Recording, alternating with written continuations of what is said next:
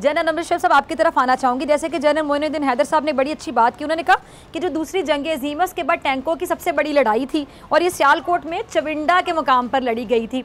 अब एक तरफ जनरल साहब टैंक, दूसरी तरफ इंसान, ये कैसे गोश्त पोश के जो इंसान है इन्होंने फौलादी टैंकों को हरा दिया, ज़रा इस पर थोड़ी रोशनी डालिएगा।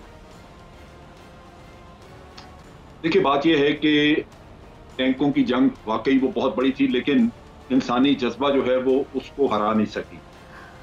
भारत को बढ़तरी हासिल थी, बहुत बड़ा हमला था और हमारी तो वहाँ पे प्रेजेंस बहुत थोड़ी थी। मैं समझता हूँ बाद में तो एक ही यूनिट रह गई थी और बाकी यूनिट्स का काफ़ी लॉसेस हुए वहाँ पे, क्योंकि हमारी स्ट्रेंथ ही कम थी।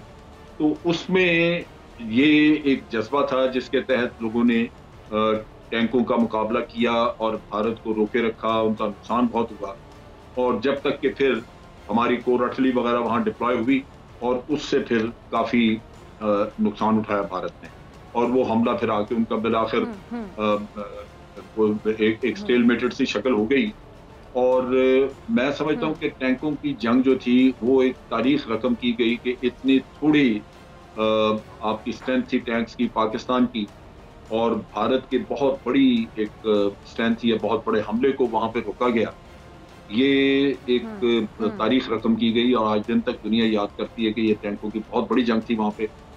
और फिर आप देखिए कि जज्बा इतना ज़्यादा था कि इन लोगों ने हमारी कोर आर्टिलरी वहाँ पे बाद में डिप्लॉय की गई, पहुँची, हमारी तोपें पड़ी और वो लाहौर सेक्टर में भी और इधर भी सियालकोट में भी वो लगाई गई। उसने भी बड़ा ज़बरदस्त रोल अदा किया और ये उस ज़माने में दुनिया याद करती थी कि आर्टिलरी ने एक वाकई बड़ा ज़बरदस्त रोल अदा किया है, हमारी एयरफोर्स ने रोल अदा किया है और वहाँ एयर सपोर्ट भी बहुत अच्छी मिली। टैंकों का कब्रिस्तान बना भारत का वहाँ, ये तारीख का रकम की गई और लोग इस बात को याद किया करते थे कि भारत का टैंकों का कब्रिस्तान सियालकोट के सामने। तो मैं समझता हूँ कि ये जज्बा भी था, लोग इतनी थोड़ी स्ट्रेंथ में होने के बावजूद भारत का इतना बड़ा टैंकों का हमला वहाँ रुका गया, ये एक तारीखी बात है। और मैं आज भी बाद पुराने अखबारों की उनकी कटिंग्स मैंने रखी हुई हैं, वो मैं जब देखता हूँ पढ़ता हूँ तो वो लगता है कि पूरी दुनिया ने उस वक्त एक्नॉलेज किया कि पाकिस्तान ने वाकई भारत का बहुत बड़ा हमला जो है उसको नाकाम बना दिया है और वो एक वाकई मिरेकल था उस जमाने में, मोजा समझा जाता।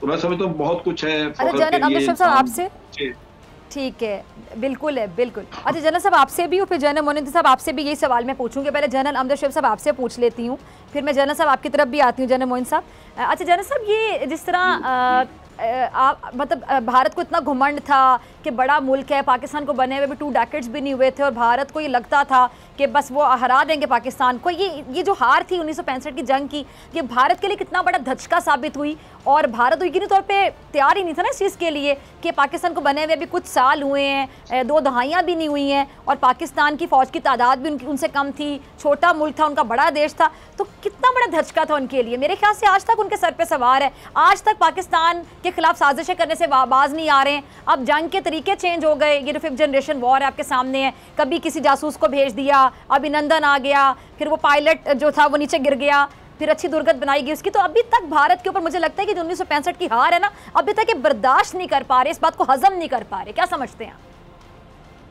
देखिए, भारत उस वक्त भी एक, आप कह लीजिए कि जी एक उसको झूठी एक ऐसी तसल्ली थी कि वो पाकिस्तान को खत्म कर सकता है, मार सकता है। हमें उस वक्त F-104 ये जहाज मिले थे जो कि नए थे और वो बड़े मॉडर्न थे उस जमाने में, उन्होंने भी बड़ी अच्छी परफॉर्मेंस की वहाँ पे और भारत का बड़ा नुकसान हुआ।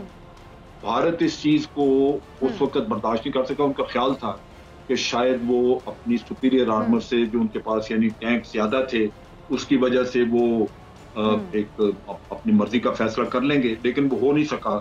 तो फिर लाजमी बात है कि ये उनके लिए बहुत बड़ा धचका था और वो फिर उनको जंग के दौरान समझ लगी कि ये फैसला कुन जंग जो है ये पाकिस्तान ने किस तरह लड़ी है। हमारी उस जमाने की आर्टिलरी का बड़ा जबरदस्त रोल था, हमारी एयरफोर्स का बड़ा जबरदस्त रोल था, हमारी टैंक स्ट्रेंथ जमीन पे बहुत कम थी, लेकिन उसके बावजूद भारत के टैंकों का बड़ा जबरदस्त मुकाबला किया। और उसके साथ साथ आप देखिए कि भारत का टैंकों का इतना ज्यादा नुकसान हुआ कि वो टैंकों का कब्रिस्तान कहलाता था। चिविंडा और सियालकोट का इलाका, ये माना जाता था कि ये टैंकों का कब्रिस्तान है हाँ, भारत का।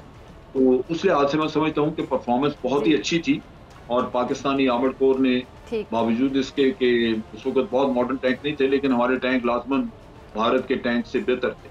तो उस लिहाज से हमें अल्लाह ताला ने बड़ी ठीक, कामयाबी दी और भारत का बड़ा मैसिव हमला था पूरी डिवीज़न का, जो कि पाकिस्तान ने उसको नाकारा कर दिया, नाकाम बना दिया।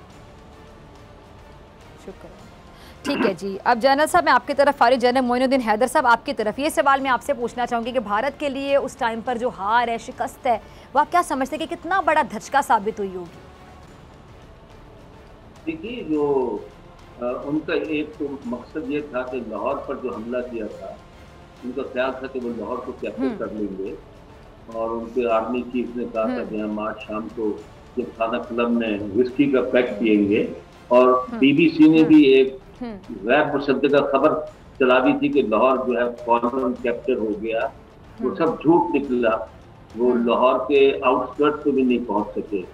जो सियालकोट सेक्टर जहां उन्होंने बेइंतहा फौज और टैंक झोंके थे, उसका मकसद वजीराबाद और गुजरांवाला के इलाके में हमारी जीटी रोड और हमारे रेलवे लाइन को काटना था, ताकि पाकिस्तान के तमाम जो है मवासनी निज़ाम को डिस्टर्ब कर दिया जाए और मुल्क को 2 हिस्सों में तकसीम कर दिया जाए। वो मकसद भी हासिल ना कर सके। और जब जिस तरह आपको जनरल अमजद शोएब ने कहा और मैंने पहले कहा कि इस जंग में उनके ज्यादा टैंक तबाह हुए, हमारे पास ज्यादा इलाका हमने कैप्चर किया, हमारे पास ज्यादा जंगी कैदी थे, हमारे शायरों ने अच्छा कलाम लिखा, हमारे आर्टिस्ट ने, नूरजहां ने और बाकी तमाम आर्टिस्ट ने मिली नगमे लिखे जो आज तक आपने शुरू में भी सुनाया और आज तक उस फील के भी हमने शिकस्त दी। लोगों ने जो लाइनें लगाई अस्पतालों के बाद खून देने की, खून जमा करने के सिलसिले में हमने भारत को पीछे छोड़ दिया, जो हमसे बहुत बड़ा मुल्क है। और एक पैसा टैंक स्कीम चली थी कि 1 पैसा डालो अपना तो उससे पाकिस्तान के लिए हम टैंक खरीदेंगे। वो चंदा जमा करने के हमने भारत को पीछे छोड़ा। मैंने आपसे कहा पूरी कौम जाग गई थी, पूरी कौम यकजा हो गई थी। तो पाकिस्तान की तारीख का सुनहरी बाब है जिस पे हमको फख्र करना चाहिए और जो हमारे शहीद हैं उनकी कदर करनी चाहिए। और आइंदा भी फौज और अवाम को हमेशा यकसू रहना चाहिए। फौज जो है कभी भी ऐसा ना करें कि फौज बददिल हो। ये आप पाकिस्तान की फौज जो है मुहिब वतन फौज है, ना हमारे बॉर्डर बल्कि दहशतगर्दों के खिलाफ भी अपने खून की कुर्बानियां रोजमर्रा दे रही है। तो भारत को सबक सिखा दिया गया है। और पिछली फरवरी में जो उसने एक पठानकोट में हमला, वहां से हमला किया था अपना बालाकोट में और जहाजबाज भेजे, उससे भी भारत को सुक्ति हुई। तो उनके दिल में खौफ बैठा हुआ अभी पाकिस्तान एयरपोर्ट की तरफ से कि इनके पायलट बहुत बहादुर और निडर है। और पाकिस्तानी फौज को भी उन्होंने देख लिया है कि पाकिस्तानी फौज ने दहशतगर्दों के खिलाफ दुनिया में एक कामयाब जंग लड़ी है और अपने मुल्क में अमन कायम किया है, जो कि हमारे मुल्क में आपको पता है बहुत हालात खराब थे टेररिज्म के लिहाज से। लेकिन एक बहुत बड़ी कामयाबी है जो अवाम की मदद से, पुलिस, रेंजर्स और फौज की मदद से हमने मुल्क में अमन कायम किया है। और मेरे ख्याल में फौज और तमाम अदारों को आपस में यकसू रहना चाहिए और एक दूसरे का साथ देना चाहिए। और शहीदों की और जिन्होंने कुर्बानियां दी हैं, जो जख्मी हुए हैं, उनकी कदर करनी चाहिए। बिल्कुल करनी चाहिए। जनरल अमजद साहब, मेरे ख्याल से मेरे पास 3 से 4 मिनट है, तो आपका लास्ट कमेंट भी चाहूंगी और साथ ही मैं जानना चाहती हूँ कि आप क्या समझते हैं कि जो तकाजे हैं जनरल साहब यौम दिफाए पाकिस्तान के, वो तकाजे एक्चुअली हैं क्या, और बतौर कौम क्या हम उन तकाज़ों पर पूरा उतरते भी हैं या चले किसी हद तक उतरते होंगे, लेकिन आपको क्या लगता है आपके मुताबिक अभी और बहुत कुछ जो है जो करना बाकी, वो क्या हो सकता है? आपका लास्ट मैसेज भी। फिर जनरल मोइन साहब आपकी तरफ आ रही हूँ, लास्ट पैगाम जी। देखिए, बात यह है कि एक जज्बा और इखलाकी बुलंदी, उस वक्त की वतन के साथ मोहब्बत, ये चीज़ें बड़ी अजीबोगरीब थी। ये उस वक्त जितनी नजर आई, ये बाद में शायद उस तरह हम नहीं देख सके। ये बड़ा इसका अफसोस होता है। आप देखिए कि उस वक्त अवाम का जज्बा और अवाम का आपके साथ निभाना, मुझे याद है कि मैं अपनी गन्स का जब एमुनिशन वगैरह लेके पहुंचा तो वॉलंटरीली लोग ट्रकों से उतारने के लिए वहां पे पहुंच गए। इसी तरह हर मामले में मैं अपनी गन्स नौशहरा से लेके, ये जो मैं कह रहा हूँ कि गन्स हमें वो मिली, जो कि छम में हमने भारत की पकड़ी थी, वो मैं गन्स नौशहरा से हमने टेक ओवर की और उनको लेके मैंने कसूर सेक्टर में आना था। सारे रास्ते अवाम कुछ न कुछ हमारे लिए, कोई यूं समझ लीजिए कि कोई खाने पीने की चीजें, नारे लगा रहे हैं, आपको आपकी यूं इज्जत करते हैं जैसे आपने उनके लिए पता नहीं क्या कर दिया। वो जज्बा फिर दोबारा नहीं देखा। ये एक मुश्किल है जहाँ पे एक कौम आहिस्ता आहिस्ता अगर इल्जाम तराशियां और स्कैंडल्स और इन चीजों में मुलवस हो जाए तो वो फिर वो जज्बा नहीं रहता। मैं समझता हूँ मादियत की मोहब्बत ज्यादा और वतन की मोहब्बत कम। ये एक ऐसा मोड़ आ गया है हमारी लाइफ में कि ग्रेजुअली हम देख रहे हैं कि वो कौम हटती जा रही है उस नस्बुलैन से, उस मकसद से या उस बहादुरी से जो उस वक्त लोगों में मौजूद थी। सिविलियन पॉपुलेशन सारे रास्ते में, मैं गन्स लेके नौशहरा से चला था और मैंने कसूर जाना था, सारे रास्ते में जगह जगह सिविलियन यार रोकते थे, फूल फेंकते थे हमारे ऊपर, हमें चीजें देते थे खाने को। ये जज्बा दोबारा नहीं देखा। मैं समझता हूँ कौम का जज्बा कायम रहना चाहिए, आपको कम नजर जिंदा कौमों को निशानी, जज्बा कायम रहना चाहिए। ठीक है जनरल मोइन साहब, मेरे पास आखिरी मिनट है, मैं आपका लास्ट कमेंट चाहूंगी।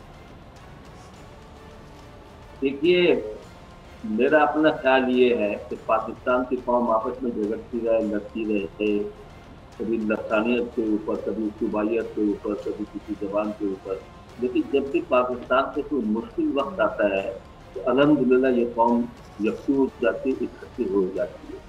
और जिस तरह आपने कहा कि लड़ाई के अंदाज बदल गए हैं, दुश्मन की कोशिश से जनरेशन वॉर के थ्रू ये है कि लोगों के दरमियान में तफावत या दुश्मनी पैदा की जाए, फौज और अवाम के दरमियान खलीज कायम की जाए, फौज को बदनाम किया जाए, अदारों को बदनाम किया जाए।